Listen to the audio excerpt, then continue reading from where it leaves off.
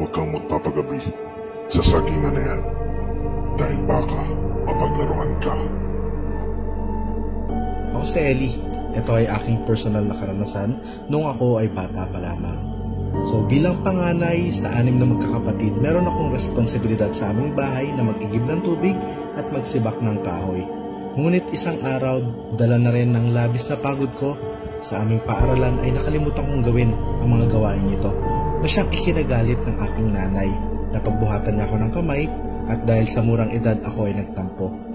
Dala ng aking pagtatampo, ako ay nanatili sa sagingan hanggang sa magdapit hapon. At nung medyo magdidilim na ay napagdesisyonan kong umuwi na sa aming bahay. Kaya ako'y tumayo at marahang naglakad.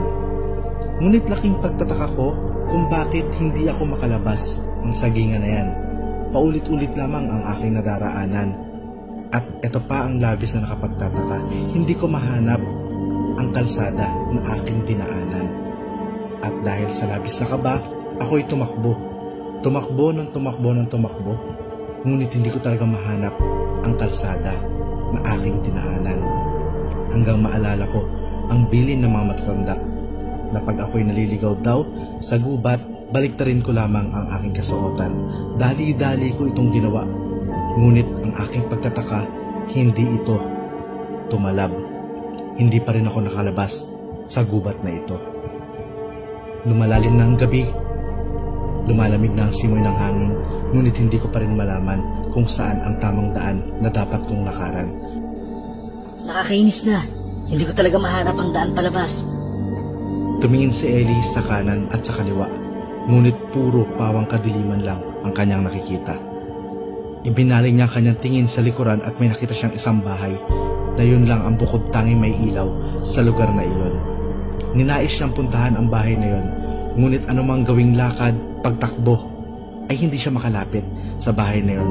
Paulit-ulit lamang ang kanyang nakikita. Hanggang sa ang kanyang ginawa, tinakpan niya ang kanyang mata at iniunat ang kanyang kamay paharap.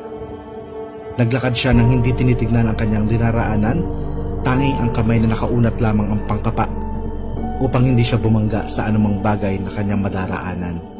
Hanggang laking pagtataka niya, natuntun niya ang bahay na may liwanag at may lumabas na isang matanda. Iho, anong nangyari sa'yo? Bakit pawis na pawis ka at tila takot na takot? Naligaw po ako sa gubat. Yung sinasabi po nila sagingan dyan na huwag daraanan tuwing gabi. Hindi ko po alam kung paano nangyari pero hindi po ako makalabas. Pero nagulat na lamang po ako, nandito na po ako sa harapan ng inyong bahay. Hanggang lumabas ang apong babae ng matanda at sinabing, Lolo, kanina ko pa po siya nakikita. Siguro mga hapon pa po noon hanggang magagabi na. Nakatayo lang po siya sa pwesto niya. Hindi po siya gumagalaw. Natakot po ako kaya hindi ko po siya nilapitan. Iyo, mukhang napaglaruan ka ng mga engkanto diyan sa sagingan.